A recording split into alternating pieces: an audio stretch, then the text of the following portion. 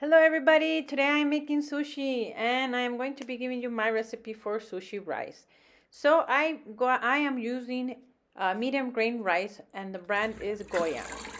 And I usually find this brand and it's very easy to find at Walmart. I soak my rice for 10 minutes in water, completely submerged.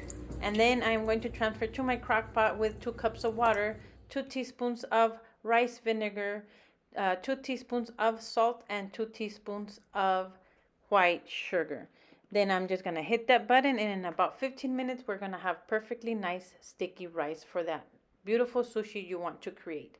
So there you go. There is my recipe for the sushi rice. And if you like this recipe or if you've tried it, let me know. And hit that like button or subscribe to my channel for more upcoming videos.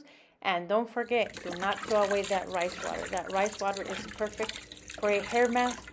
Just put it in a container, store it in the refrigerator for 24 hours, and trust me, your hair will grow.